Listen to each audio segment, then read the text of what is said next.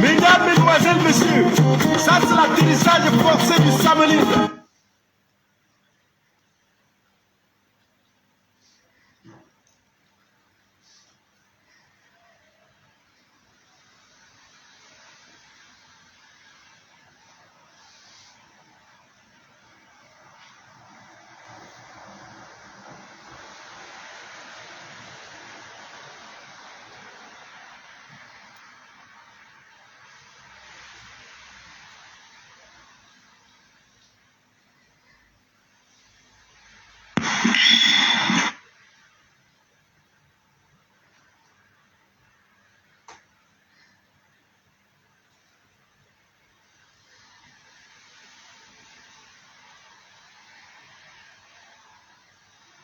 Mon mur est un asile psychiatrique à ciel ouvert et ma salle d'attente est toujours bondée. Il s'appelle la clinique. Aujourd'hui, j'ai décidé de donner de la voix à la souffrance et au hurlement face à l'indignation du professeur Alain Foguet, celui que j'appelle affectueusement le Che Guevara. J'ai décidé de donner de la voix à un long texte que vous n'avez peut-être pas lu parce qu'il était long. Pour ceux qui n'aiment pas lire, on a écouté le récit. C'est une plainte de Alain Foguet. Il écrit depuis la prison centrale de Kondengui et son numéro d'écrou est le Q1L23. Il écrit à Monsieur le procureur de la République, à Monsieur le commissaire du gouvernement, à Monsieur le procureur. Je vous fais écouter une lettre qui a été envoyée par le professeur Alain Foguet de sa prison et la voix que vous écoutez, c'est le général Vassero. Donc, il va lire complètement la lettre. Vous devez bien écouter les choses qui se passent. Vous devez bien suivre comment votre pays se comporte avec ses enfants. Vous devez, à travers cette lettre, comprendre parfois comment les gens meurent et disparaissent parce qu'on ne veut pas qu'on ait des preuves. Tellement on les torture que parfois, s'il arrive qu'ils meurent, on est capable de nous cacher, comme le journaliste Ouazizi. Voilà, donc je vais vous faire écouter. Procureur général près du tribunal criminel spécial de Yaoundé. L'objet, c'est la dénonciation des faits susceptibles d'être qualifiés d'infraction ou de crime. Alain Foguet écrit: j'ai été arbitrairement arrêté par des gendarmes dans la nuit du 21 au 22 septembre 2020, puis conduit au secrétariat d'État à la Défense en charge de la gendarmerie, le CED, où j'ai été aussi arbitrairement séquestré jusqu'au 3 novembre, soit pendant 43 jours. Quelques faits graves ont émaillé cette très longue détention arbitraire. Fait numéro 1. Traitement cruel, inhumain et dégradant. Dans la nuit du 20... Il faut partager ce message parce que ça doit marcher pour interpeller les gens, les autorités. Ça doit marcher, tout ce qu'on est en train de dire ici. On fait ça sur vos frais, enfermés au Cameroun. Voilà. Du 1 au 22 septembre 2020, devant la résidence du professeur Maurice Kamto au quartier Santa Barbara, alors que sous le commandement des commissaires divisionnaires Nga Didier, responsable régional du centre de la délégation générale à la sûreté nationale des GSN, et Thierry Medou, commissaire central numéro 1, et du commissaire du 6e arrondissement de la ville de Yaoundé, les éléments de la police nationale arrêtaient des personnes. J'ai été témoin des traitements cruels, inhumains et dégradants. La scène était insoutenable, d'autant plus que les personnes arrêtées ne se défendaient pas et ne constituaient aucune menace pour les nombreux policiers qui venaient de les arrêter. Devant moi, en violation de l'article 30 du Code de procédure pénale sur l'arrestation et précisément les alinéas 2 et 4. Sous les ordres de ces responsables, j'ai assisté à la casse humaine. Alors que des personnes arrêtées étaient même déjà dans des véhicules de la police pour une destination inconnue de moi, j'ai vu des policiers taper sans discernement, des coups de crosse, des coups de poing et de matraque sur les têtes, les côtes, sur tout le corps, avec en prime des insultes incompatibles avec leur mission républicaine. Après 2 mois de séquestration au 7, j'ai été placé sous mandat de dépôt à la prison centrale de Kondengui, où j'ai retrouvé certains de ces malheureux dans un état physique et moral pitoyable. Longue détention arbitraire. Fait numéro 1. Traitement cruel, inhumain et dégradant. Dans la nuit du 21 au 22 septembre 2020, devant la résidence du professeur Maurice Kamto au quartier Santa Barbara, alors que sous le commandement des commissaires divisionnaires Nga Didier, responsable régional du centre de la délégation générale à la Sûreté nationale des GSN, et Thierry Medou, commissaire central numéro 1, et du commissaire du 6e arrondissement de la ville de Yaoundé, les éléments de la police nationale arrêtaient des personnes. J'ai été témoin des traitements cruels, inhumains et dégradants. La scène était insoutenable, d'autant plus que les personnes arrêtées ne se défendaient pas et ne constituaient aucune menace pour les nombreux policiers qui venaient de les arrêter. Devant moi, en violation de l'article 30 du Code de procédure pénale sur l'arrestation et précisément les alinéas 2 et 4. Sous les ordres de ces responsables, j'ai assisté à la casse humaine. Alors que des personnes arrêtées étaient même déjà dans des véhicules de la police pour une destination inconnue de moi, j'ai vu des policiers taper son discernement, des coups de crosse, des coups de poing et de matraque sur les têtes, les côtes, sur tout le corps, avec en prime des insultes incompatibles avec leur mission républicaine. Après 2 mois de séquestration au 7, j'ai été placé sous mandat de dépôt à la prison centrale de Kondengui, où j'ai retrouvé certains de ces malheureux dans un état physique et moral pitoyable. L'un d'eux a d'ailleurs été transféré par les services pénitentiaires à l'hôpital où il a séjourné plus de 3 semaines tellement il avait été torturé. Plusieurs de ces malheureux pourraient être eux-mêmes vous décrire leur calvaire si vous jugez nécessaire de les entendre. Fait numéro 2. Les services central de recherche judiciaire SCRJ du secrétariat d'État à la Défense en charge de la gendarmerie 7, un centre officiel de torture, de traitement cruel, inhumain et dégradant des citoyens. J'ai été déporté sans aucune base légale du groupement territorial de gendarmerie du Fundi, où pourtant je devais être entendu en enquête de flagrance au SCRJ et au 7. Y étant, je n'ai pas été torturé physiquement, mais moralement. Le commandant du SCRJ et ses hommes m'ont infligé de terribles sévices. En effet, j'ai été placé en total isolement, sans contact avec d'autres personnes, sans possibilité de lire, de regarder la télévision, d'écouter la radio, de lire les journaux, d'écrire, de parler. 23h55 sur 24 heures pendant 43 jours. On est au Cameroun. Flagrance au SCRJ et au 7. Y étant, je n'ai pas été torturé physiquement, mais moralement. Le commandant du SCRJ et ses hommes m'ont infligé de terribles sévices. En effet, j'ai été placé en total isolement, sans contact avec d'autres personnes, sans possibilité de lire, de regarder la télévision, d'écouter la radio, de lire les journaux, d'écrire, de parler. 23h55 sur 24 heures pendant 43 jours. On est au Cameroun. On ne me sortait de ma cellule que pour récupérer mon repas. Même mes avocats ont eu tout le mal du monde pour me rencontrer. Suite à ces traitements, je suis tombé malade. L'on m'a conduit au centre de santé de l'âge. Mes propres documents médicaux.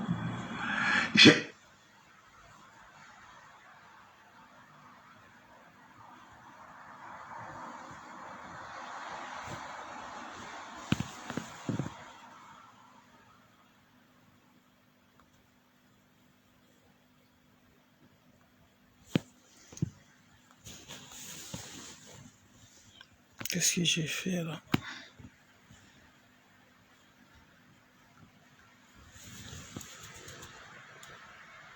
À peine ont éclaté en sanglots. Dans cette terrible ambiance, je constate que plusieurs de ces personnes présentes, pourtant de solides gaillards, rampent à 4 pattes. Qu'est-ce que ça fait? Elles m'expliquent en me présentant des plantes de leurs pieds abîmées par des coups répétés de machettes de leurs bourreaux, leur calvaire. Pour certains, les dos sont abîmés à cause des coups reçus. Les blessures sont encore fraîches et Pas de sang. Le jeune puis... Aubin Ntifilia est, de par son récit et de par son état physique, le symbole de l'horreur vécue entre les mains des hommes du commandant Dieudonné Bialo. Son récit fait froid dans le dos. En plus de la plante des pieds, son dos en piteux état, au niveau de ses poignets, sa peau est déchirée par les traces de menottes, dit-il expressément et cruellement serré par ses enquêteurs. Il raconte qu'il a été menotté au poignet contre cheville, accroché à une fourche avant d'être tabassé jusqu'à perdre du sang par son anus avant de s'évanouir. Qu'il sera réanimé. Je suis extrait de ma cellule pour une petite cour située à l'arrière du SCRJ pour le bain de soleil. À peine arrivé dans la cour, je découvre que plusieurs militants du Mouvement pour la Renaissance du Cameroun MRC et de simples citoyens arrêtés avant le 21 septembre 2020 s'y trouvent. À peine m'ont-ils reconnu que certains ont éclaté en sanglots. Dans cette terrible ambiance, je constate que plusieurs de ces personnes présentes, pourtant de solides gaillards, rampent à quatre pattes. Elles m'expliquent en me présentant des plantes de leurs pieds abîmées par des coups répétés de machettes de leurs bourreaux, leur calvaire. Pour certains, les dos sont abîmés à cause des coups reçus. Les blessures sont encore fraîches et saignantes. Le jeune Aubin Ntifilia est, de par son récit et de par son état physique, le symbole de l'horreur vécue entre les mains des hommes du commandant Dieudonné Bialo. Son récit fait froid dans le dos. En plus de la plante des pieds, de son dos en piteux état, au niveau de ses poignets, sa peau est déchirée par des traces de menottes, dit-il expressément et cruellement serré par ses enquêteurs. Il raconte qu'il a été menotté au poignet contre poignet. Compagnon d'infortune était notre pain quotidien. Le 23 septembre 2020, aux environs de 12 heures, je suis extrait de ma cellule pour une petite cour située à l'arrière du SCRJ pour le bain de soleil. À peine arrivé dans la cour, je découvre que plusieurs militants du Mouvement pour la Renaissance du Cameroun MRC et de simples citoyens arrêtés avant le 21 septembre 2020 s'y trouvent. À peine m'ont-ils reconnu que certains ont éclaté en sanglots. Dans cette terrible ambiance, je constate que plusieurs de ces personnes présentes, pourtant de solides gaillards, rampent à quatre pattes. Elles m'expliquent en me présentant des plantes de leurs pieds abîmées par des coups répétés de machettes de leurs bourreaux, leur calvaire. Pour certains, les dos sont abîmés à cause des coups reçus. Les blessures sont encore fraîches et saignantes. Le jeune Aubin Ntifilia est, de par son récit et de par son état physique, le symbole de l'horreur vécue entre les mains des hommes du commandant Dieudonné Bialo. Son récit fait froid dans le dos.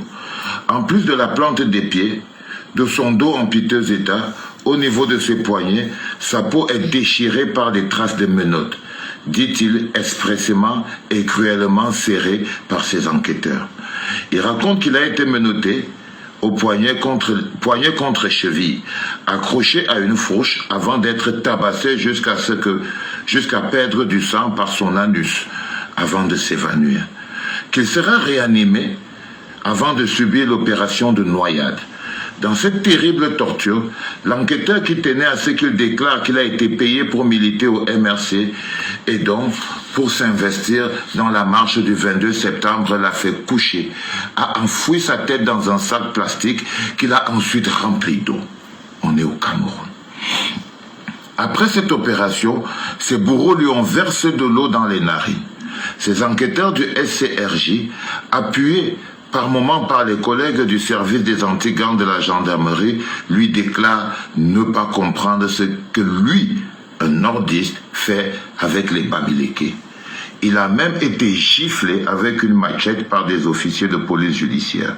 Son argent, 23 500 francs, noté au poignet contre cheville, accroché à une fourche avant d'être tabassé jusqu'à perdre du sang par son anus avant de s'évanouir. Qu'il sera réanimé avant de subir l'opération de noyade. Dans cette terrible torture, l'enquêteur qui tenait à ce qu'il déclare qu'il a été payé pour militer au MRC et donc pour s'investir dans la marche du 22 septembre l'a fait coucher, a enfoui sa tête dans un sac plastique qu'il a ensuite rempli d'eau. On est au Cameroun. Après cette opération, ses bourreaux lui ont versé de l'eau dans les narines. Ces enquêteurs du SCRJ, appuyés par moments par les collègues du service des anti-gangs de la gendarmerie, lui déclarent ne pas comprendre ce que lui, un nordiste, fait avec les Bamileke. Il a même été giflé avec une machette par des officiers de police judiciaire. Son argent, 23 500 francs, lui a été volé par des gendarmes armés. C'est fait que j'ai moi-même porté à l'attention du lieutenant Ganso, excusez-moi, c'est fait que j'ai moi-même porté à l'attention du lieutenant Ganso plus du... C'est une lettre qui est difficile à lire parce que ça fait mal au cœur. Si on pouvait me biper Modestine Carole Tchatchouan ici, ou Patrice Ngana, parce que le nordiste est torturé. On fout sa tête dans un sac plastique avec de l'eau. On le tape tellement jusqu'à y chier le sang. En lui disant qu'il fait quoi dans les histoires des Bamileke. Il y a encore des égarés qui font semblant de ne pas s'assumer. Moi, je m'assume. Commandant Dieudonné Bialo devant témoins n'ont jamais donné lieu à l'ouverture d'une enquête. Au contraire, ces deux officiers ont protégé leurs collaborateurs et ont plutôt pris des mesures de représailles contre l'infortuné. Plusieurs autres militants et citoyens qui ont subi ces traitements cruels, inhumains et dégradants au SCRJ peuvent témoigner. Systématiquement, toutes les personnes ainsi torturées physiquement ont été gardées et le plus longtemps possible au CED, en moyenne 45 jours, afin que leurs blessures, discrètement soignées au centre de santé du camp Yayap, se cicatrisent. Jamais ce centre de santé n'a voulu remettre aux blessés leurs documents médicaux. Jamais, malgré les demandes écrites, l'on n'a jamais accepté que les médecins de leur choix accèdent à eux. C'est pour tenter de dissimuler ces traitements cruels, inhumains et dégradants que les enquêteurs ont tout fait pour empêcher les familles, amis et même aux avocats de voir ces personnes.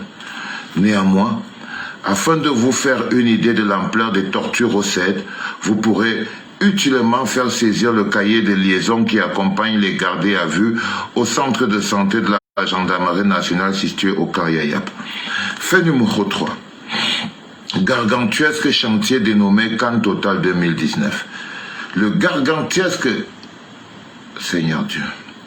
Un gargantuesque chantier dénommé Cannes Total 2019 qui appartiendrait à un fonctionnaire de l'État en cours de construction dans la localité de Niom, banlieue de Yaoundé. Pendant ma séquestration au SCRJ, au CED, des personnes m'ont confié qu'elles ont été dans une cellule commune avec un certain Koumou, ouvrier de base sur un chantier gargantuesque situé à Niom, dans la banlieue de Yaoundé. Ces personnes qui étaient retenues pour avoir volé des disjoncteurs d'une valeur de 30 millions de francs CFA sur ce fameux chantier y a passé plus de temps légal pour une garde à vue en fin septembre et octobre 2020. J'ignore si finalement les OPJ du SCRJ vont déférer le dénommé Koumou dans cette procédure de vol allégué de disjoncteurs d'une valeur de 30 millions de francs. En tout état de cause, au moins, la main courante de ce service pourra établir qu'il a bien été gardé à vue au CED et au SCRJ. Des personnes qui m'ont relaté les faits sont prêtes à en témoigner. Selon les indiscrétions recueillies, ces chantiers sont ces chantiers sans précédent au Cameroun dont on dit que les populations du coin ont baptisé Camp Total 2019 est en réalité un Europa Park ou un Disneyland à la camerounaise. Ce méga complexe dont on apprend que seuls les murs d'enceinte renseignent les passants sur son importance serait connu des populations de Yaoundé et des environs qui y viennent en pèlerinage. Il serait gardé par des éléments de la police nationale et plus précisément ceux du GSO et s'étendrait sur des superficies impressionnantes, comprendrait 4 hôtels, un héliport, des restaurants, des bateaux de plaisance, des étangs à crocodiles, un pâturage et divers parcs d'attractions et des zoos, etc. Le fameux chantier serait géré par des entreprises étrangères. Au-delà de ce descriptif non exhaustif, ce qui m'amène à faire cette dénonciation, c'est qu'il ressort de mes confidences que ce gargantuesque chantier de Niom appartiendrait à un fonctionnaire de l'État du Cameroun encore en activité. C'est pourquoi, afin d'éviter à la justice d'ouvrir plus tard un énième procès pour un éventuel détournement des milliards du contribuable, j'ai fait cette dénonciation afin que vous examiniez, preniez la décision d'ouvrir une enquête sur les faits. Copié à la Commission des Nations Unies pour les droits de l'homme, à l'UA, au CNDH, à la présidence de la République, au Premier ministre, au secrétaire général de la présidence de la République, au MINJustice, au MINDEF, au CEL, au DGSN, au DGR, au procureur général, auprès de la Cour d'appel du Centre, à la NIF, à la CONAC, au CONSUPE, au CEMIL, au chef du SCRJ, au chef de la PJ, aux organisations de la société civile, aux médias, contribuables camerounais et au peuple camerounais. 12 minutes. National arrêtait des personnes. Pourquoi vous avez J'ai été témoin des traitements cruels, inhumains et dégradants. La scène était insoutenable, d'autant plus que les personnes arrêtées ne se défendaient pas et ne constituaient aucune menace pour les nombreux policiers qui venaient de les arrêter. Devant moi, en violation de l'article 30 du Code de procédure pénale sur l'arrestation et précisément les alinéas 2 et 4. Sous les ordres de ces responsables, j'ai assisté à la casse humaine. Alors que des personnes arrêtées étaient même déjà dans des véhicules de la police pour une destination inconnue de moi, j'ai vu des policiers taper sans discernement, des coups de crosse, des coups de poing et de matraque sur les têtes, les côtes, sur tout le corps, avec en prime des insultes incompatibles avec leur mission républicaine. Après 2 mois de séquestration au CED, j'ai été placé sous mandat de dépôt à la prison centrale de Kondengui, où j'ai retrouvé certains de ces malheureux dans un état physique et moral pitoyable. L'un d'eux a d'ailleurs été transféré par les services pénitentiaires à l'hôpital où il a séjourné plus de 3 semaines tellement il avait été torturé. Plusieurs de ces malheureux pourraient être eux-mêmes vous décrire leur calvaire si vous jugez nécessaire de les entendre. Fait numéro 2. Les services centrales de recherche judiciaire SCRJ du secrétariat d'État à la Défense en charge de la gendarmerie 7, un centre officiel de torture, de traitement cruel, inhumain et dégradant des citoyens.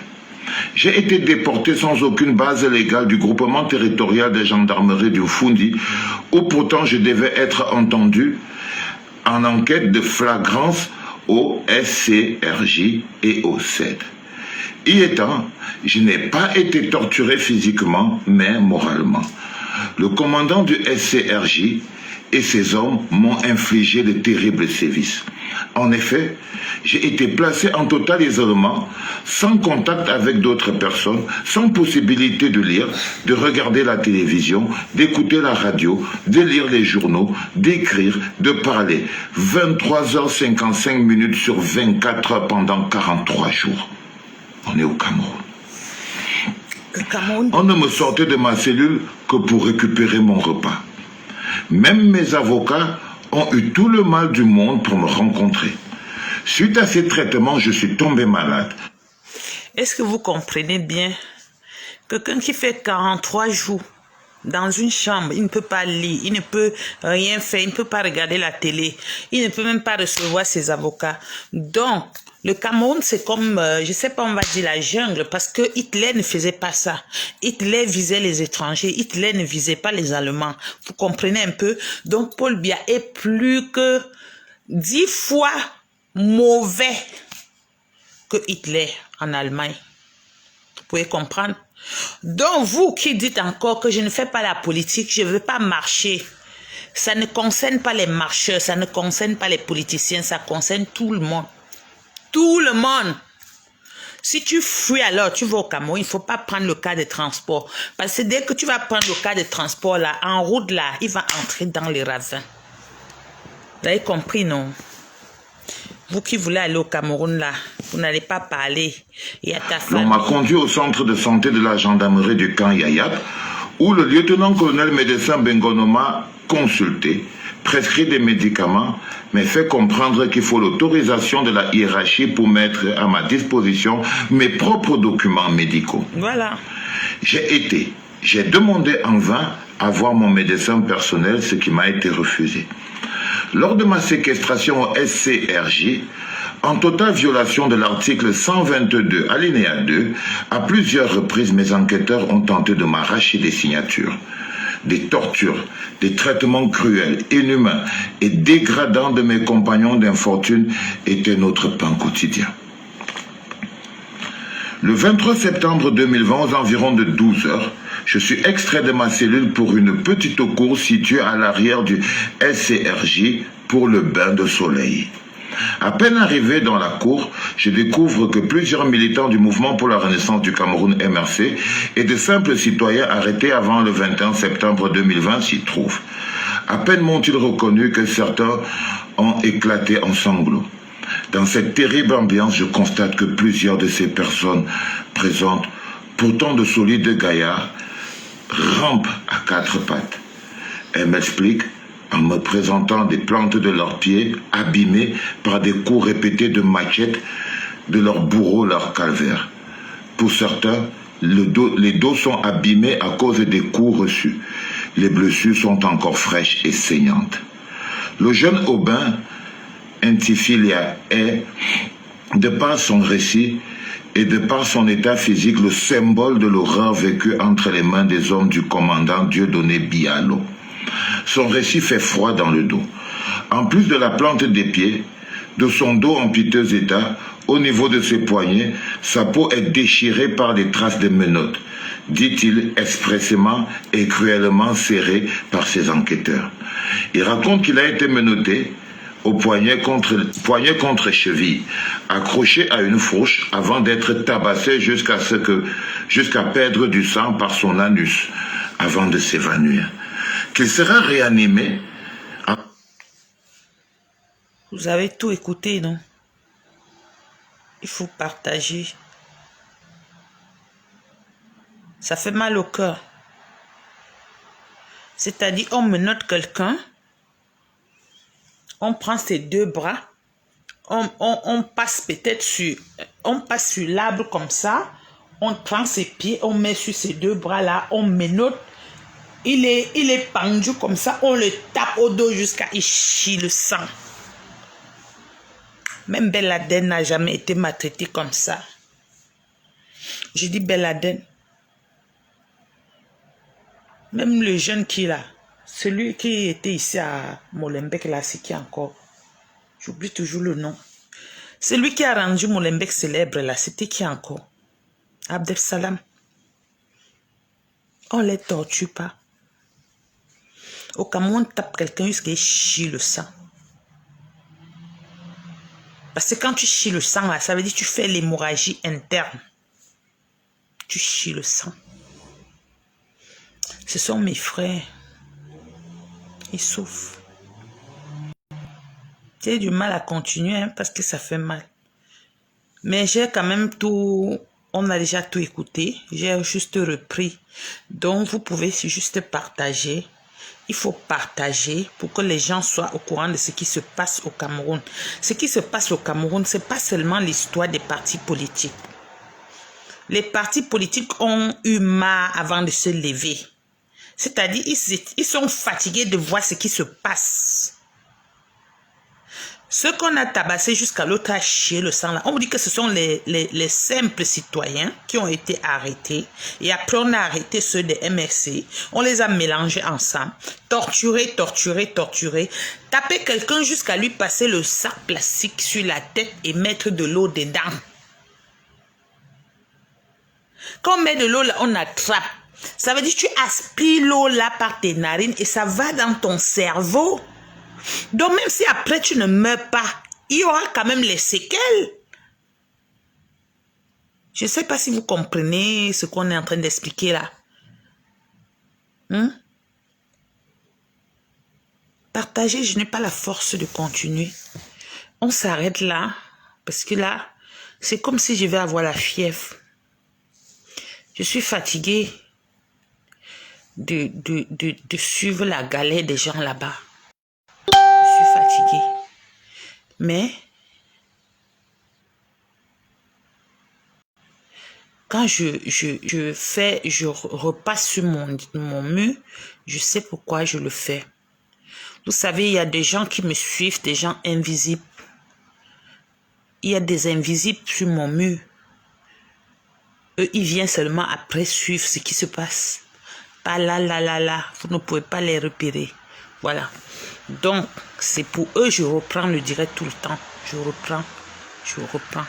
Il y a les parties qu'il faut reprendre, même 5 fois, pour faire qu'on écoute ce qui se passe. On ne peut pas torturer quelqu'un et lui mettre un plastique à la tête avec de l'eau à l'intérieur. Après, on lui met encore l'eau dans les narines.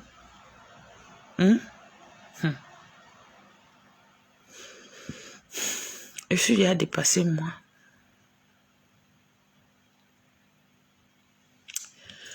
Donc, je vais vous dire bonne nuit. Demain, c'est le 31. Après, c'est le 1er. On va faire comment? Ça, c'est une lettre envoyée par le professeur Alain Fogué. Depuis sa prison, là où il est, il a envoyé cette lettre. Et la personne qui est en train de lire la lettre, c'est le général Vassero. À un moment donné, lui-même, il a un peu coulé les larmes. Bah, c'est difficile. C'est difficile. Il faut être un démoniaque au même rang que ces gens au pouvoir pour ne pas comprendre, entendre les cris de ce peuple-là, toucher au plus profond d'eux. Parce que dans un pays qu'on ne respecte même plus la justice, l'avocat n'a plus sa place. Donc toi-même, le peuple lambda, qui va encore te respecter? Puisque ceux-mêmes qui sont au-dessus de toi, on ne les regarde même plus. Donc c'est foutu. Vous voyez, quand l'accident, là, les gens tombent dans le ravin, de 1h du matin jusqu'à... Où c'est le matin, là, c'est là où on passe secourir les gens. Et quand on vient même les secourir, vous ne voyez jamais les gens qui viennent faire le constat, qu'est-ce qui s'est passé. Parce que quand il y a accident comme ça, on boucle la route pour travailler. Mais on ne boucle pas la route, ça veut dire qu'il n'y a rien du tout qui fonctionne. Il n'y a rien qui fonctionne. On boucle la route. On essaie de travailler. On trace pour voir qu'est-ce qui a créé l'accident là. Est-ce que c'est parce que les roues de la voiture n'étaient pas bien? Est-ce que c'est parce qu'il y avait un trou en route? Est-ce que c'est parce que l'état de la route n'était pas bien? Non, on ne boucle pas. On vient, on tire le camion, on met là. On dit voilà les épaves de ça. Et c'est tout, hein? C'est tout. On vous compte les morts et les blessés. C'est tout. On ne sait pas ce qui s'est passé. Pourtant, on doit creuser le problème pour voir si on peut l'empêcher.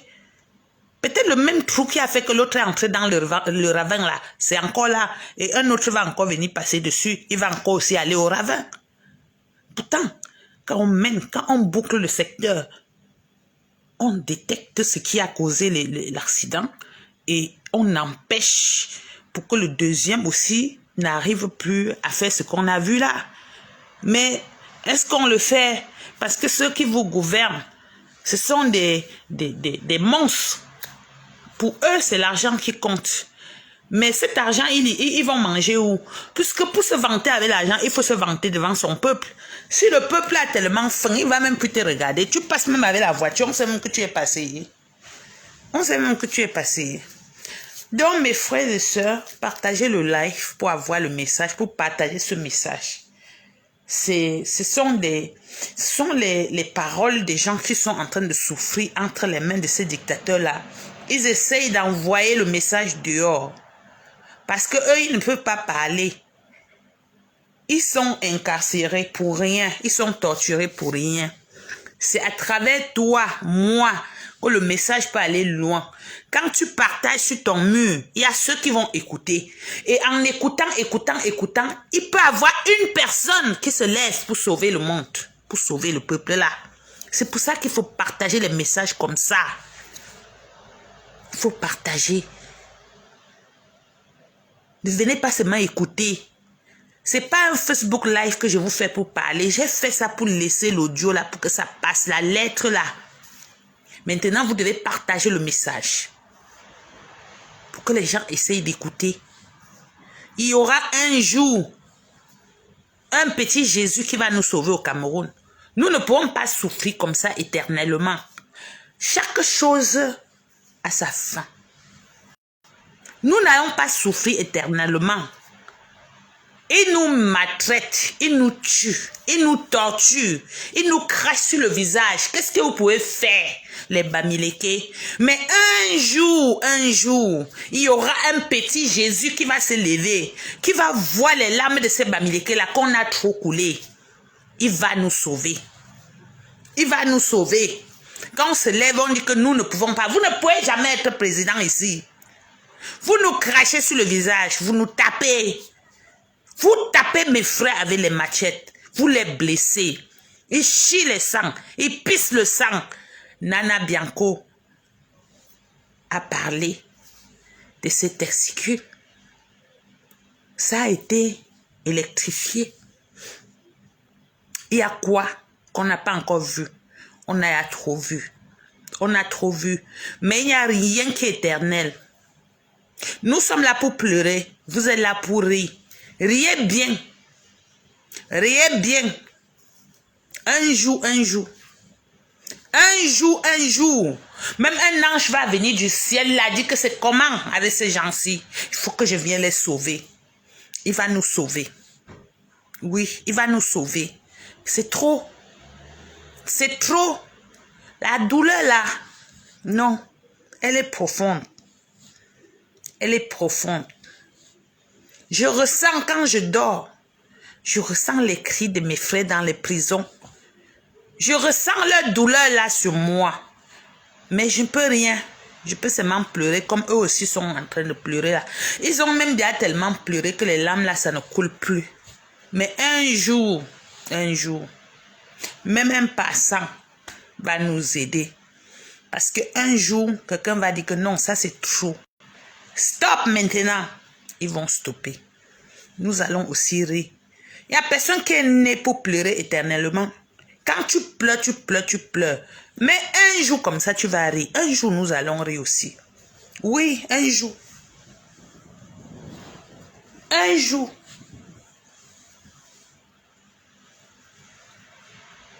Vous attachez les gens, vous prenez le machette, vous les tapez comme des animaux. Parce que vous êtes les dieux. Vous êtes les demi-dieux. Vous construisez les maisons jusqu'à vous faire les cages aux caïmans. Peut-être quand vous tuez même d'autres, vous partez donner aux caïmans. Hein? Les crocodiles, oui. Quand vous tuez d'autres, comment vous construisez les maisons jusqu'à... Vous avez tellement l'argent. Vous faites même les étangs de crocodiles dans les maisons. Comme ça, là, quand vous tabassez, là, quand ils meurent, comme les oazizi, vous partez jeter là-bas. Eux, ils mangent pour effacer les traces.